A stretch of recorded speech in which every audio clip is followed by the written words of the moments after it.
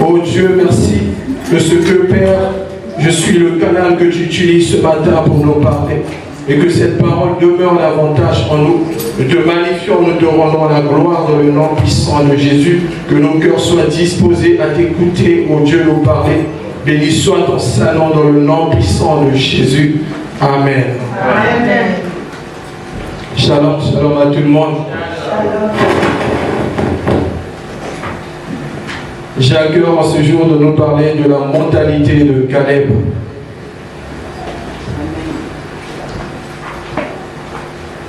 De la mentalité de Caleb. Dans nos vies, souvent nous aimons dire qu'un tel est comme ça, un tel fonctionne comme ça, un tel agit comme ça, un tel son comportement c'est ceci, c'est cela. Mais c'est quoi vraiment la mentalité? Et toutes ces choses-là regroupent souvent la mentalité sans nous en rendre compte. Ça regroupe un état d'esprit qui est en nous, qui fait partie de nous. Parce que moi, je me souviens, une fois, on discutait avec une personne. La personne me disait, oh, tu sais qu'un tel, il est souvent comme ça. Il fonctionne comme ça, il agit comme ça. Et j'étais, ah ouais, c'est vrai aussi, moi aussi, je l'ai remarqué. Ce n'est pas qu'on parlait du mal de la personne, non. Mais c'était juste qu'on détermine un peu le comportement ou le caractère de la personne. Et lorsque nous voyons bien aimé, lorsqu'on dit c'est quoi une mentalité, et c'est l'ensemble des manières d'agir d'une personne, c'est la façon de penser d'une personne, c'est la façon de juger d'une personne. Amen. Donc une mentalité regroupe tous ces caractères-là qui sont en nous, toutes ces manières qui sont en nous. Chacun de nous a sa mentalité, chacun de nous a sa façon de parler, chacun de nous a sa façon de penser, chacun de nous a sa façon de juger. Nous ne voyons pas les choses de la même manière et nous n'agissons pas de la même manière.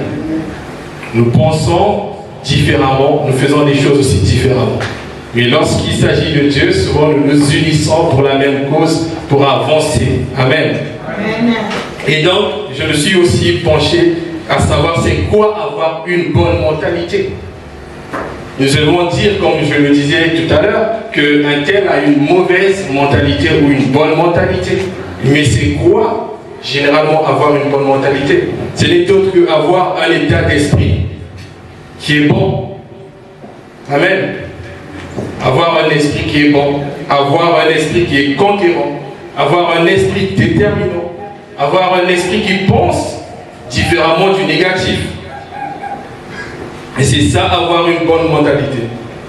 Et lorsque je nous disais que nous parlerons de la mentalité de Caleb, alors, qui était Caleb, premièrement? Nous devons comprendre ce qu'était Caleb pour pouvoir comprendre comment était sa mentalité et comment il agissait. Donc les Écritures nous disent que Caleb vient de l'hébreu qui veut dire calme, qui signifie orienté par son cœur. C'était un homme qui était orienté par son cœur. Nous les hommes, nous sommes souvent orientés de foi, non pas par nos cœurs, mais par les pensées, par ce que nous voyons, par ce que nous entendons. Mais le cœur, c'est très important. Déjà, regardez la première définition qu'on nous dit de Caleb. On nous dit que c'était un homme de son prénom, son nom signifie, et il a suivi aussi ce que disait son nom. Parce qu'il y a d'autres noms qui ont été donnés dans l'ancien temps, ces noms-là ne reflétaient pas ce qui était à l'intérieur de la personne. Caleb, on dit que son nom signifie orienté par son cœur. Il était de la tribu de Juda. Il avait une fille nommée Aksa. Son père était Jebné. Et Caleb, il a rempli deux grandes missions très importantes. La première mission, qui se souvient peut-être, c'était celle d'aller explorer Canaan. Amen. La première mission, Caleb était parmi les 12 espions que Moïse avait envoyés pour aller explorer Canaan. La deuxième mission, c'était celle de partager Canaan plus tard, d'aller conquérir son héritage. Mais ce qui est intéressant sur la vie de Caleb, lorsque nous voyons, ce n'était pas un homme qui était serviteur auprès de Moïse, qui servait à côté de Moïse. C'est vrai qu'il était parmi ceux qui servaient, oui, mais en ce temps-là, on pouvait dire qu'aussi Moïse, il avait des serviteurs à son actif, qui pouvait aussi commander, envoyer.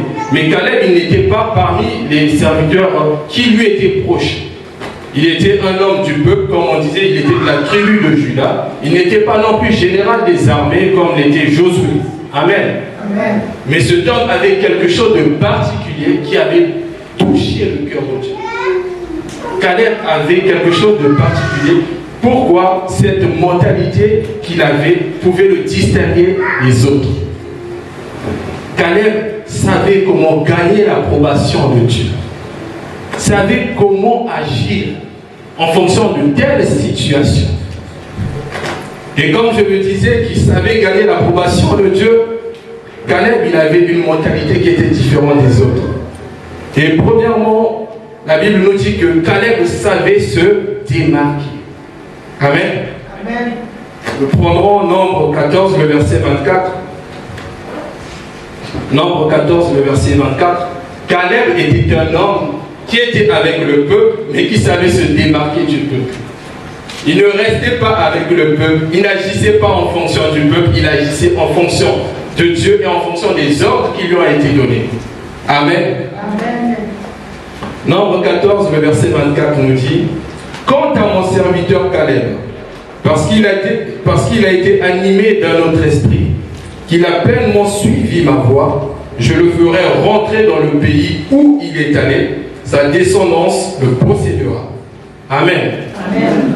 Nous voyons là le Seigneur dit, quant à Caleb, puisqu'il n'a pas agi comme les autres, puisqu'il n'a pas fonctionné comme les autres, puisqu'il n'a pas fait les choses comme les autres, je lui ferai rentrer dans le pays qu'il est parti visiter.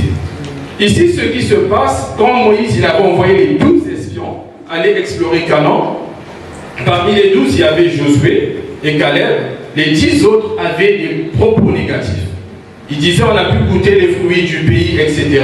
Mais le pays, nous ne pouvons pas y aller parce qu'il y a des géants qui habitent dans ce pays. Nous ne pouvons pas aller conquérir le Canaan. Sauf, excepté 2 personnes qui avaient la mentalité différente, qui étaient Caleb et Josué.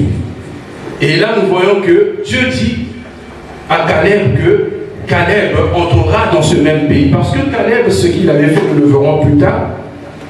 Donc, Dieu aime les gens qui savent se démarquer. Dieu aime ceux qui prennent des initiatives. Dieu aime ceux qui marchent avec lui, ceux qui ne font pas les choses en fonction des autres. Surtout nous, cette génération, lorsque je nous vois, nous aimons faire les choses à la lumière du monde, à la manière du monde. Mais Dieu aime celui qui se démarque, celui qui sait se distinguer, celui qui sait avancer. Encore dimanche, ma soeur qui me disait, il faut que tu aies quelque chose à toi. On parlait d'une histoire, et c'est là où moi j'ai dit, mais c'est quelque chose qui se fait actuellement, c'est la tendance. Il me dit, non, ne suis pas le monde, ne fais pas comme le monde, mais fais en fonction de toi. Sois toi-même, agis comme toi tu dois le faire, mais n'agis pas comme les autres. Amen. Donc la première mentalité qu'avait Caleb, c'est savoir se démarquer. Il ne faisait pas les choses en fonction des autres. La deuxième mentalité qu'avait Caleb, on nous dit que Caleb suivait les voies de Dieu. Amen. Amen. C'est quoi les voies de Dieu? Caleb suivait les voies de Dieu. On aime dire que je suis serviteur, on aime dire que je suis servante, mais suis-tu les voies de Dieu? Parce qu'il y a une différence entre marcher avec Dieu et suivre ses voies. Caleb, on nous dit, parce qu'il a pleinement suivi, dans le même verset qu'on a lu, voilà, il est encore au tableau, parce qu'il a pleinement suivi mes voies. C'est quoi les voies de Dieu, bien-aimé? Tu es serviteur, tu marches en conformité avec Dieu, mais tu ne suis pas ses voies. C'est possible, cela peut arriver. Mais Caleb était un de ces personnages qui suivaient les voies de Dieu, qui se conformaient à ce que Dieu disait, qui fonctionnaient en fonction de Dieu.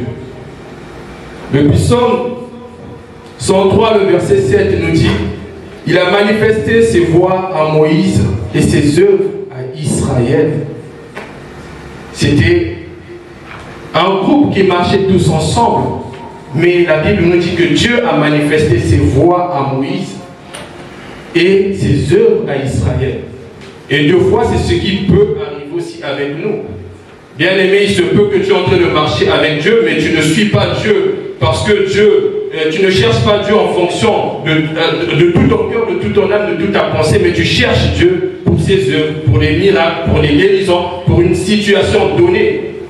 Mais là, Dieu nous dit qu'il a manifesté ses voies à Moïse. Et les mêmes voies qu'il a manifestées à Moïse, c'est les mêmes voies que Caleb a commencé à suivre. C'est les mêmes voies que Caleb a commencé à suivre. Parce que lorsque tu manifestes tes voies différemment de Dieu, Dieu te montrera que les œuvres, il ne te montrera pas ses voies. Alors c'est quoi les voies de Dieu? Les voies de Dieu, c'est connaître comment Dieu fonctionne. C'est connaître comment Dieu agit. C'est connaître comment Dieu fait les choses. C'est connaître comment Dieu est au contrôle au travers de sa volonté. En gros, c'est connaître la volonté de Dieu. Pas la volonté de l'homme, mais tu connais la volonté de Dieu. Et en ce temps, nous avons besoin de connaître les voies de Dieu et non de toujours suivre les miracles, les choses que Dieu peut nous donner. Tout ça n'est secondaire. La Bible dit quoi? Tout est vanité des vanités. Dieu va te bénir aujourd'hui. Demain aussi, tu peux aussi perdre cette bénédiction. Mais lorsque tu suis les voies de Dieu, tu t'attaches aux voies de Dieu, tu connais Dieu profondément, tu connais Dieu de tout ton cœur, de toute ton âme et de toute ta pensée. Et Caleb était un de ces hommes qui s'accrochait aux voies de Dieu, qui ne faisait pas des choses en fonction du peuple, il ne faisait pas des choses en fonction de lui, mais selon la volonté de Dieu. Donc, bien aimés, accrochons-nous à suivre les voies de Dieu. Troisième chose, ou troisième mentalité qui est en Caleb. Caleb était courageux.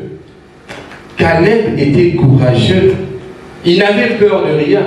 Il n'avait pas peur d'affronter certaines situations. Il n'avait pas peur d'affronter les Goliaths ou les épreuves de sa vie. Caleb était un homme courageux. Nombre 13, le verset 30.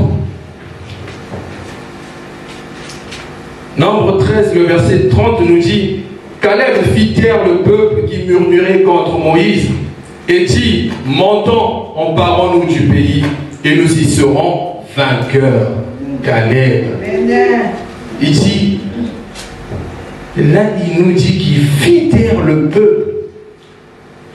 Tout le peuple qui murmurait, qui disait: mais ce pays-là, nous ne pouvons pas le posséder. Comme je le disais en amont, qu'il y avait des géants de la taille des Goliaths. Mais Caleb dit: je veux aller conquérir ce pays. Je veux aller dans ce pays. Je veux posséder ce pays. Bien-aimé, deux fois il se peut que ta situation te dépasse. Deux fois il se peut que tu aies un Goliath devant toi. Deux fois il se peut que les murs de Jéricho soient en barricade et tu ne peux ni entrer ni sortir. Mais aie courage. Fortifie-toi. Vas-y. Caleb était un homme qui ne s'arrêtait pas. Il fonçait.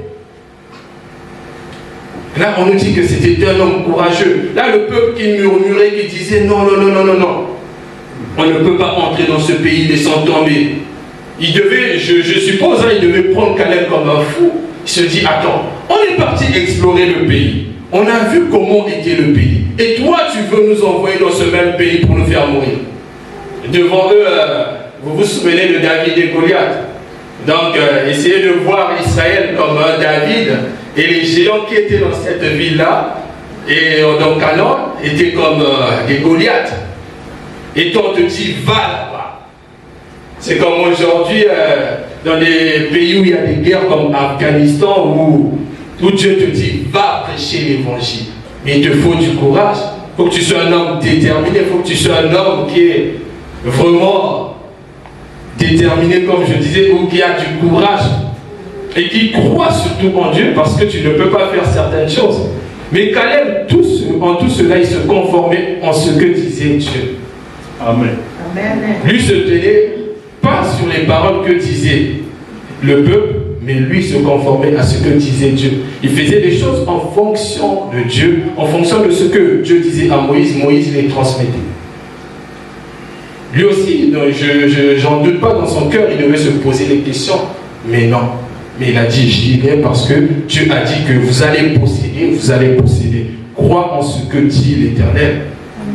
Quand Dieu dit: vas-y, vas-y. Même si tu es sans défense, la Bible dit que celui qui demeure sous l'abri du Très-Haut repose à l'ombre du Tout-Puissant. Dieu te garde, Dieu te protège. Aie courage pour ta situation. affronte ta situation, ne recule pas, va de l'avant. Et Caleb disait au peuple, non. Il dit quoi? Montons, emparons-nous du pays, nous y serons vainqueurs. Quelle foi!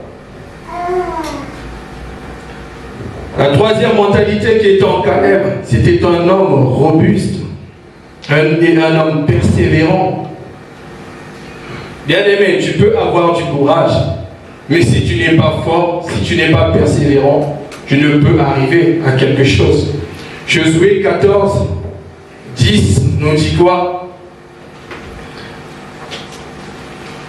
Maintenant, voici l'Éternel m'a fait vivre, comme il a dit il y a 45 ans. Que l'Éternel parlait ainsi à Moïse, lorsqu'Israël marchait dans le désert. Je suis âgé aujourd'hui de 85 ans. Le verset 11 nous dit, je suis encore vigoureux, comme au jour où Moïse m'avait envoyé explorer en gros le pays. J'ai encore tant de force. Ça, c'est Caleb qui est en train de parler à Josué, qui est en train de rappeler ces choses à Josué.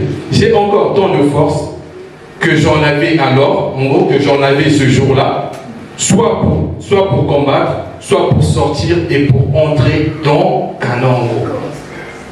Ça, c'est Caleb qui est en train de dire toutes ces choses à Josué. Il est en train de rappeler ici à Josué que malgré aujourd'hui que j'ai 85 ans, il y a 40 ans, 45 ans dans le désert, Dieu avait parlé à mon sujet.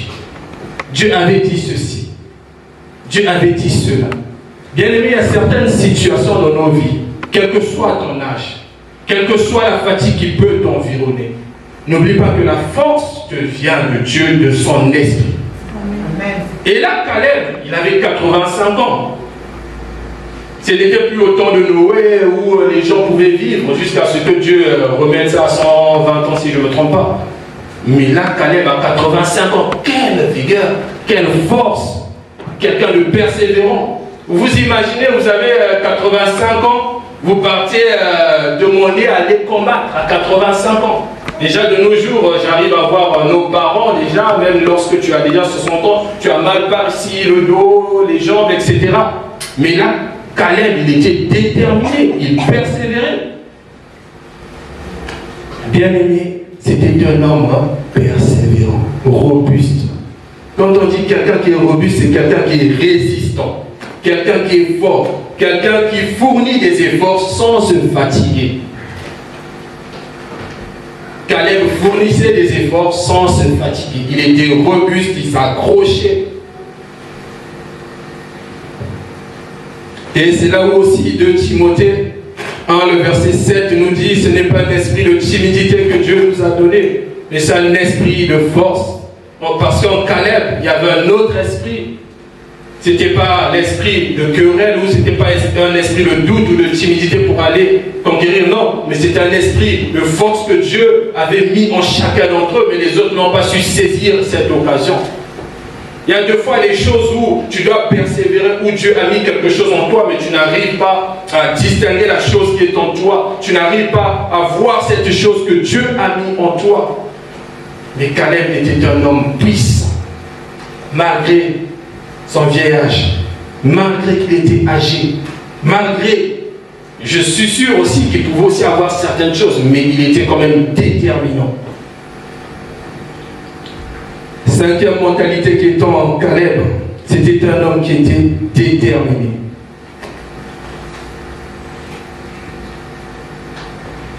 Caleb était un homme déterminé.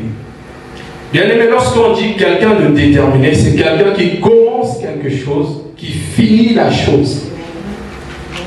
Quelqu'un qui commence, qui ne s'arrête pas en chemin. Josué 14, le verset 12. Ici, le peuple, quand ils vont rentrer dans Canaan, Caleb va les rappeler à Josué la promesse que Dieu avait dit sur sa vie. On l'a lu tout à l'heure que Dieu avait dit que Caleb possédera ce pays. Et lorsque Caleb va aller dans Josué 14, 12, nous pouvons aussi le lire.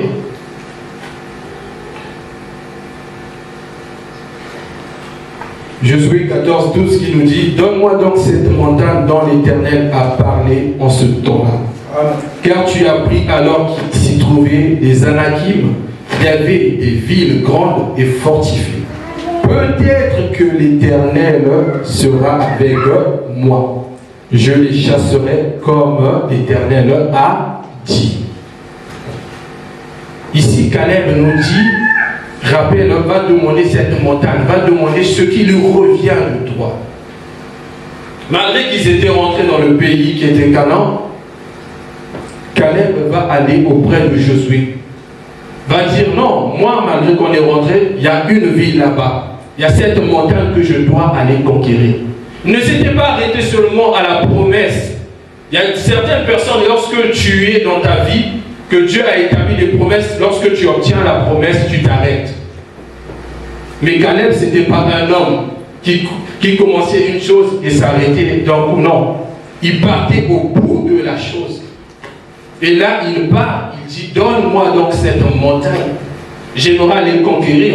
Malgré qu'il y a des villes fortifiées, malgré qu'il y a des choses là-bas dans cette ville, j'aimerais aller. Parce que c'est ce que nous devons être. En tant que servant de serviteur, lorsque tu commences quelque chose en ce lieu, il faut le terminer. On ne joue pas avec Dieu. Lorsque tu as promis à Dieu, exécute, va au bout. Même si tu connais une difficulté, non, ne t'arrête pas, continue. Même si tu avais dit ce mois-ci je ferai ça et que la difficulté arrive, bien aimé, va au bout. Je t'assure, va au bout et tu verras la gloire de Dieu. Amen. Parce que beaucoup d'entre nous, nous commençons et nous ne voulons pas. Nous avons un projet qui est en place. Dernier moment, Vanny nous rappelle encore ce projet. Nous avons commencé, il faut que nous allions jusqu'au bout. Il faut que nous soyons déterminants. Et Caleb, lorsqu'il commençait, il ne s'arrêtait pas comme le peuple. Le peuple, ils sont arrivés dans un pays où coule le lait et le miel. Voilà, ils se sont réjouis. Voilà, tout est passé, l'Égypte est passée, etc. Les épreuves qu'on a vécues, c'est passé. Ils s'arrêtent, non. Continue à servir Dieu, même quand Dieu te bénit. Continue à venir à l'heure, toi qui es arrivé à l'heure. Continue. Ce matin, j'étais encore en retard à l'intercession de 9h. Je disais à ma femme, non, on doit changer ça parce que là, ça ne me ressemble pas. Je n'étais pas comme ça. Amen. Même si maintenant j'habite quand même à 20 minutes d'ici, non, on doit quand même arriver à l'heure. Parce que ça ne me ressemble pas. Et c'est ce que nous devons faire tous ensemble, bien-aimés. Lorsque tu commences, tu dois finir. Et nous devons savoir aussi que Caleb avait aussi une mentalité de foi. Il dit que peut-être que l'Éternel sera avec eux. Il n'était pas sûr que Dieu sera avec lui. Regardez comment il parle. Il dit que peut-être que l'Éternel sera avec moi. Il y a certaines choses de notre vie, de foi, on s'engage comme ça, on n'est pas sûr. Mais le peu de foi que tu mets, sache que Dieu déjà approuve, Dieu est déjà là. Même si on ne le voit pas. La foi, vous savez, c'est un déclencheur de quelque chose. Tu vas tout simplement te lancer. Même si elle le vit, tu dis je veux me lancer. Mais Dieu est déjà là. Dieu t'avait déjà précédé. Dieu veut tout simplement que nous faisons ce pas en avant. Caleb n'était pas sûr que Dieu sera avec lui. Il se bat juste comme l'Éternel avait dit, fini le verset. Comme Dieu avait dit. Moi je veux tout simplement me lancer. Il y a des choses que Dieu de foi veut que tu fasses. Mais il faut que tu sois déterminé. Il faut que tu aies cette foi en toi. Il faut que tu te lances. Il faut que tu avances. La foi est très importante. Et beaucoup d'entre nous, on a besoin d'affermir davantage notre foi. Ne commence pas seulement pour commencer, pour t'arrêter, non. Ne fais pas seulement les choses en fonction, non. Mais fais les choses pour aller jusqu'au bout. Et cette foi qui t'emmène à voir. Et plus tard, Caleb sera vainqueur. La montagne, il va conquérir. Les géants qui étaient là, il va les terrasser. Parce que c'est Caleb. Parce qu'il était courageux. Et c'est pour ça que je parlais de la mentalité de Caleb. Et dans l'église, on a besoin d'avoir cette mentalité-là, de conquérant, de persévérant, où il y avait la foi. Tu dois être ceci, bien-aimé. Surtout en ce temps de la fête, tu dois persévérer davantage. Le monde est en train d'avancer davantage, le diable est en train de prendre possession davantage des choses. Toi aussi, tu dois prendre davantage des territoires. Tu ne dois pas laisser des territoires à l'ennemi. Et donc, Caleb, il était un homme qui avait la foi. Comme on dit, si vous avez une foi comme un grain de sénévé, vous direz à cette montagne, ôte-toi de là, la montagne va se déplacer. Et ça me rappelle Caleb. En résumé, nous devons retenir ceci, bien aimé, ce que nous enseigne la vie de Caleb. Il faut savoir se réjouir de ce que tu as. Amen. Réjouis-toi de ce que tu as. Beaucoup d'entre nous, Dieu nous a bénis, mais nous ne sommes pas conscients ou nous ne nous réjouissons pas des choses que Dieu a mis. Nous voulons toujours plus. Je vous assure, il n'y a pas très longtemps, j'avais une pensée où j'avais vu quelque chose de merveilleux. Je disais, j'aimerais que nous aussi ça soit comme ça.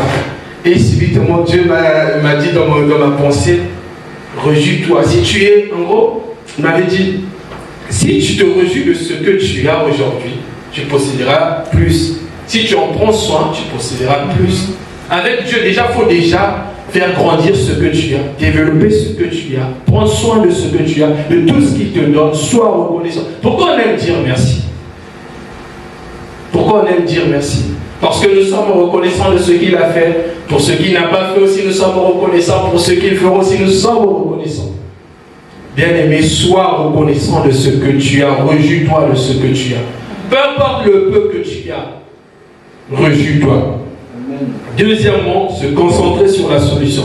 Caleb ne s'était pas concentré sur ce que disaient les autres. Pour les autres, non, on s'arrête là, on ne peut pas conquérir le pays, etc. Non. Mais Caleb cherchait une solution, lui et Josué, pour aller conquérir, pour aller posséder ce pays. Bien-aimé, quand tu trouves qu'il n'y a pas de solution, on dit que chaque problème, il y a toujours chaque problème. Même ici en France, même quand tu dois 1000 euros, on te dit, madame, vous devez payer les 1000 euros. Si tu creuses davantage, on va te dire, on peut faire un échéancier, vous allez faire 100 euros, vous allez faire ceci, etc. etc. Donc, chaque problème, il y a toujours une solution. Face au défi de ta vie, ne dis pas je m'arrête, cherche la solution. Il est temps que tu cherches la solution.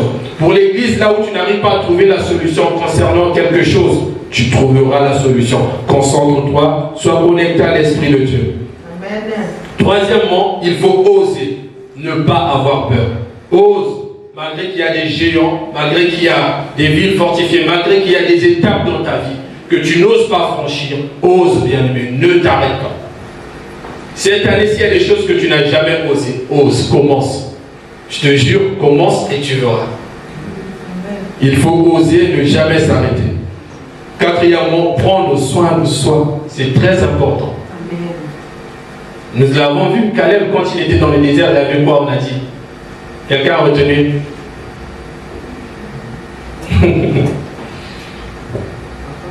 C'est toujours bien de toujours retenir ce qu'on dit le dimanche. Hein. C'est pas pour parler en vain, au moins le fils que 1% pour qu'on le retienne. Caleb, il avait 45 ans dans le désert. Et plus tard, il aura Amen, que Dieu vous bénisse. 85 ans. Donc Caleb, même à 85 ans, il prenait soin de lui. Bien-aimé, prends soin de toi, de ta santé. Mange bien, dors bien, fais les choses bien. Amen. Amen. Viens comme ça, parce que si tu ne prends pas soin de toi, tu viendras aux activités de l'église fatigué. Non, mais c'est vrai, on ne s'en rend pas compte. Tu as travaillé toute la semaine, le jour où tu dois te reposer un peu avant de venir, tu fais autre chose, après tu arrives ici fatigué, on est en train de prier, tu es en train de bailler. Ça, c'est pas bien. Caleb, il était encore robuste, il avait encore de la force en lui. Prends soin de toi, repose-toi, travaille, avance avec le Seigneur. Cinquièmement, changer l'environnement. Tu dois changer ton environnement et changer aussi les personnes, t'entourer des bonnes personnes. Beaucoup d'entre nous, tu sais que cet environnement est en train de te détruire. Mais tu restes encore dans cet environnement. Tu sais que ces gens-là sont en train de te détruire, mais tu restes encore avec ces gens-là. Tu ne changes pas les personnes parce que tu te dis, si je change, je n'aurai plus d'amis, je n'aurai plus ci, ne vont plus me faire avancer. Bien-aimé, change d'environnement. L'environnement, deux fois, c'est le peuple. Le peuple peut te détruire.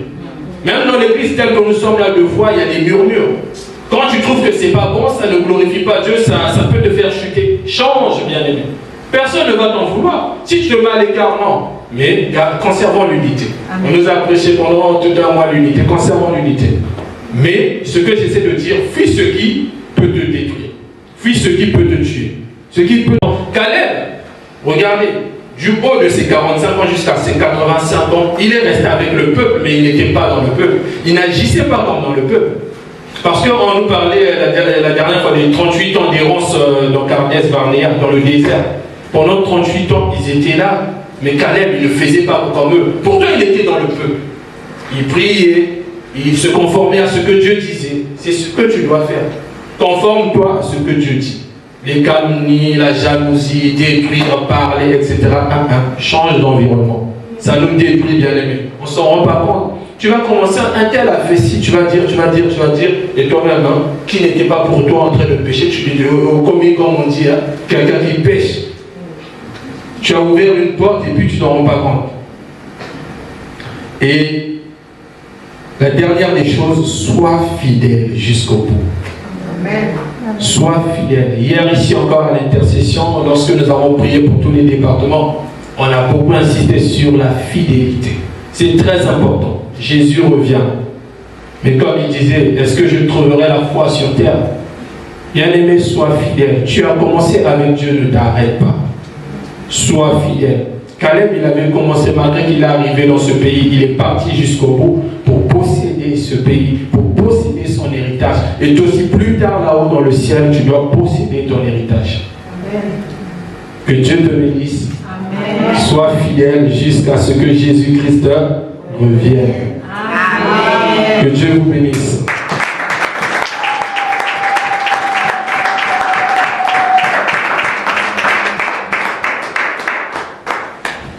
Seigneur, je te rends grâce pour ta parole. Merci de ce que tu nous as parlé, de changer notre mentalité. Aide-nous, Saint-Esprit, à avoir une bonne mentalité, à surtout, Seigneur, persévérer, s'accrocher à toi. Je te dis merci de ce que tu feras, de ce que nous avons entendu en ce jour, oh Dieu, de faire davantage sur nos vies, de faire un grand travail, que là où, Seigneur, nous n'arrivons pas à changer, aide-nous à changer.